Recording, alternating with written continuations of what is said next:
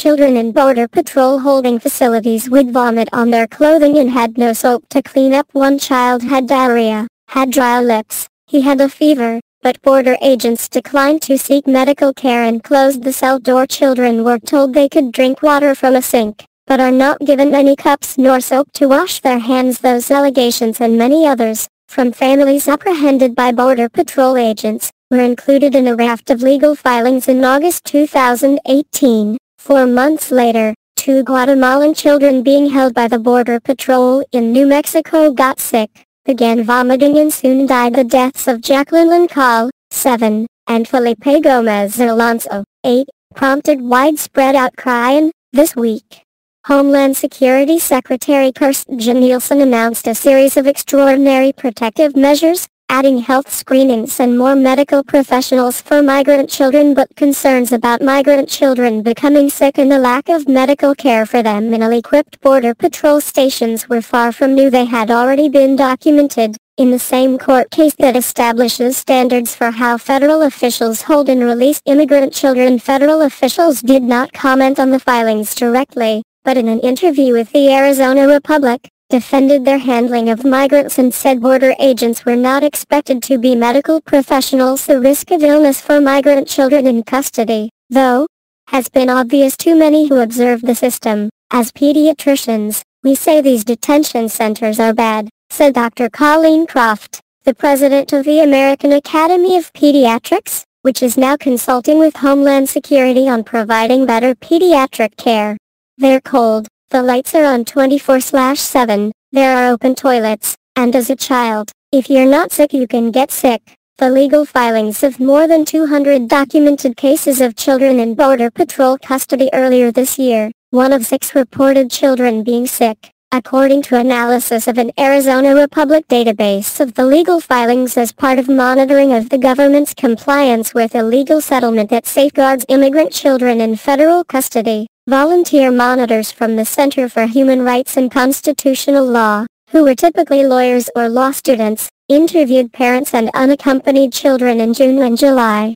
They documented the accounts of 218 families or individual children. Those declarations, the majority taken in Spanish and translated into English by the interviewers, were entered into the record of the long-running case in federal court known as Flores. According to lead counsel Peter Shea, attorneys for the plaintiffs submit filings when they believe the government is in breach of the so-called Flores settlement. The families interviewed had been apprehended after crossing into Arizona, California, Texas and New Mexico, mostly from May through July. The court filings redact the surnames of people involved but spell out a variety of health concerns. Some described vomiting with little ability to clean up. A woman identified as Keila P., 33, of Honduras, who arrived with a 9-year-old daughter, said she was held at a CBP facility near McAllen, Texas. The children would vomit on their clothing, and the officials would not give us new clothing. There was never enough soap to wash anything, she said. Lucia R., 20, came from Guatemala with a 2-year-old son and said she was held at a CBP facility near San Luis, Texas. Some people got ill and started vomiting from only eating soup. She said there was one child there who had diarrhea, had dry lips, he had a fever. The officials didn't do anything to help the child and didn't give him anything. They just told us that it was our fault the child was sick and slammed the door on us. Some alleged that border agents denied requests for medical aid or withheld medications from detainees. Braylon A., a 17-year-old from Guatemala who was considered unaccompanied, was reportedly held at a Border Patrol facility at Yuma. I was taken to the hospital in the middle of the night, because my stomach was hurting, Braylon said. I told them it was hurting when I first arrived at Yuma CBP. At the hospital, the doctor gave me 2 pills to swallow and 1 pill to dissolve under my tongue.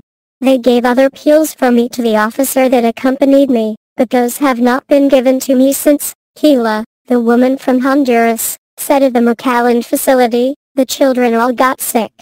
My daughter was sick the whole time. She kept vomiting. I told an official that she was sick. He said, "Why did you come from your country?" They did not bring a doctor or any medicine. Dina M., a 21-year-old Honduran mother, said she was held at a CBP facility in El Centro, California. There is another baby about 3 years old who has not had a bowel movement for 4 days and his stomach is very hard, she said. The mother told the guards and they did nothing. This mom said she has been here for 5 days. Some described a general lack of sanitation, access to clean water or generally healthy settings. Braylon, the 17-year-old said, "There's a sign in the bathroom that says we can drink the water from faucets but we must use our hands. We are not given any cups.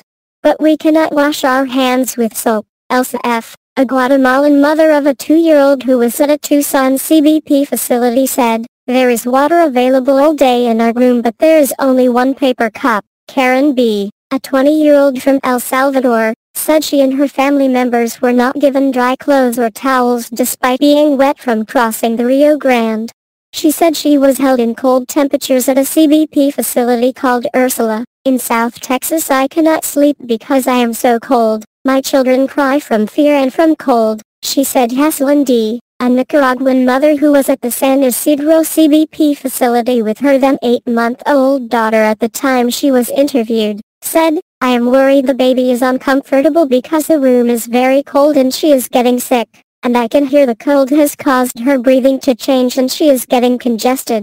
Croft, the pediatrician, said both the conditions and the lack of medical professionals were causes for concern. "You need special medical training to know who's mildly ill and who's severely ill.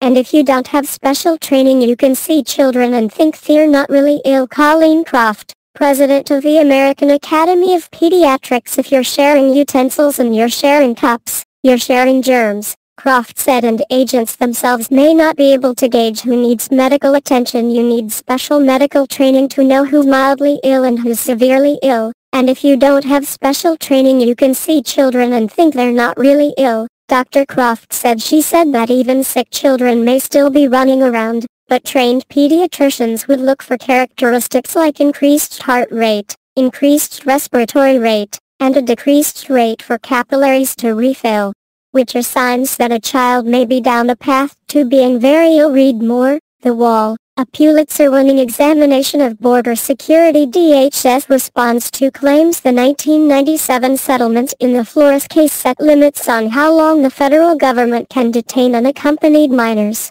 A judge later ruled that its terms also apply to migrant children who arrive with families. CBP policy says they're to be held in these facilities no longer than 72 hours before being transferred to a more residential detention facility. Though family stories show CBP frequently holds families for longer, CBP officials were unable to speak to allegations from the Flores filings, saying the settlement is ongoing litigation, but said clean water and medical care are required in the agency's 2015 policy on transportation, escort, detention in search of immigrants, known as TEDS. A Border Patrol official speaking on background to the Republic said facilities are required to maintain functioning drinking fountains and clean drinking cups.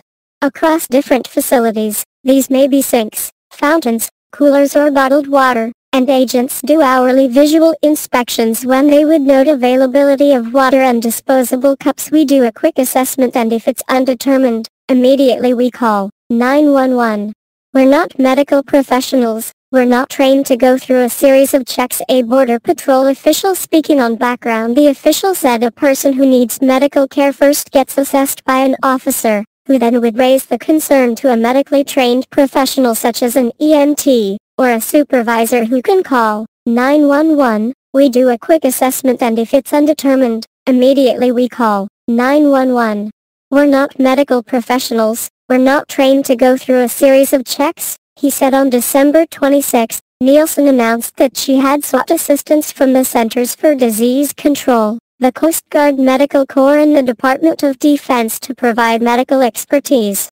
She said, "All children in Border Patrol custody have been given a thorough medical screening." Officials, in part, have blamed the Border Patrol facilities themselves. Many CBP buildings were originally designed for holding single adult males. More recently, officials say, the rise in the number of families crossing has strained those facilities. Nielsen reiterated this idea. "In just 2 months into this fiscal year we have seen 68,510 family units and 13,981 unaccompanied children, She said in a statement, "This is a dramatic change from historical trends and has only become starker in December, as a result of bad judicial rulings from activist judges and inaction by Congress. We are seeing a flood of family units and unaccompanied alien children." She said migrants and activists generally cite poverty and rising gang violence in Central America as the factor driving families toward the U.S. and say the Trump administration's efforts to clamp down asylum claims have caused more people to cross the border illegally in hopes of being released into the country. The 218 declarations filed in the Flores case also describe conditions in Immigration and Customs Enforcement family detention centers, where families can be held for 20 days. But many discuss Border Patrol facilities, where people of all ages may be held initially. After being caught, they can get very sick and die. It's the scenario encountered by Jacqueline Call and her father, Neri Call, who were held in a garage at the remote Antelope Wells port of entry, and Felipe Gomez Alonso and his father Agustin Gomez, who were held near El Paso, then sent to a Border Patrol station at Alamogordo. To my knowledge, there's nobody walking around in the pods to check on people. They do have guards, but to date, no one that I know of has been trained in pediatric care, which is a problem because children are not little adults.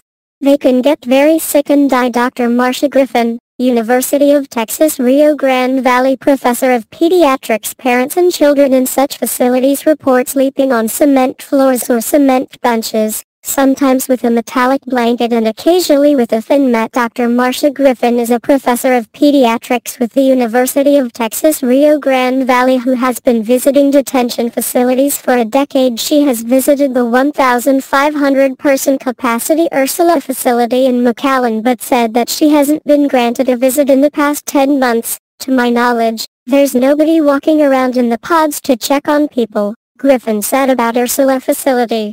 They do have guards, but to date, no one that I know of has been trained in pediatric care, which is a problem because children are not little adults.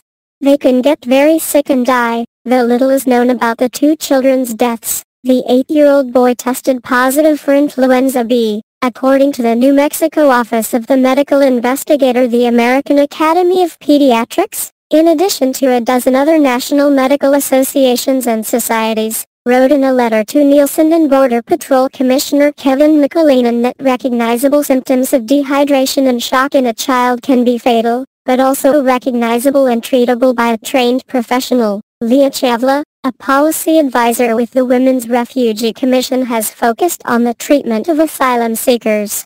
After visiting Tijuana to observe the recent refugee caravan, she said she observed a lot of migrants with respiratory illnesses, which may stem from traveling for a long time and being exposed to weather elements, in addition to inadequate nutrition, stress and anxiety because of those cold cells. People are being discharged and deported with pneumonia. We know of a gentleman who died. This is something that's been going on. It hasn't started with this administration. Lydia Guzman, a Phoenix immigration activist. While, yes, children may get sick while migrating, I still think an independent and thorough investigation is critical in both of these cases of deaths and CBP custody, Chavla said. Lydia Guzman, a Phoenix immigration activist, surveyed the scene at a Greyhound bus station where about 80 immigrant parents and children were dropped off Thursday.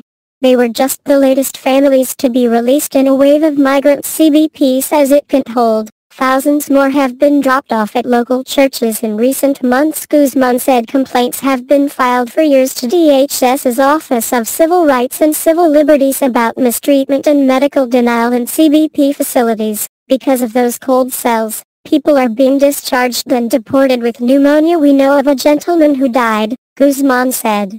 This is something that's been going on. It hasn't started with this administration. Subscribe now.